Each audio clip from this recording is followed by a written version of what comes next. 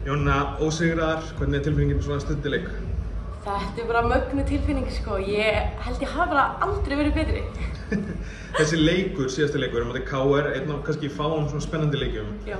Hvernig fannst þessi leikur fara í dag? Sko, já, ég held að við höfum bara að gefa allt í þetta og það einhvern veginn ekki hægt að biðja meira það og ég nýtti þess bara rosalega vel að spila með öllum stelpunum í liðinu, þannig að, já, bara, þú veist, hvað, tókum við 12 stigum með það? Já, absolutt. Það er ekki hægt að kvarta við því á móti góðu liði. Nú eru, 4-5 ár síðan liðum við sett saman aftur, hvað er búið að svona ganga á síðan þá?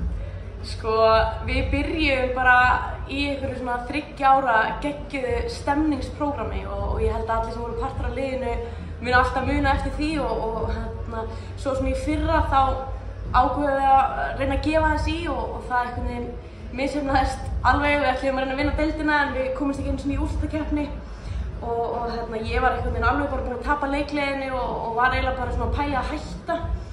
En svo einhvern veginn ákveði bara að gefa 5. gír og ég byrjaði að finna mína leikleið aftur svona einhvern tímann í nóvember og við náðum einhvern veginn að setja saman þetta draumalið.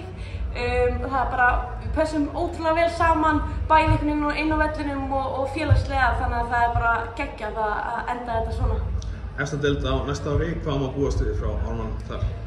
Sko, ég er bara peppuð og ég ætla bara að gefa í og ég get talað fyrir Ármann líka þegar ég segja að Ármann er að fara að gefa líka í. Geggjað.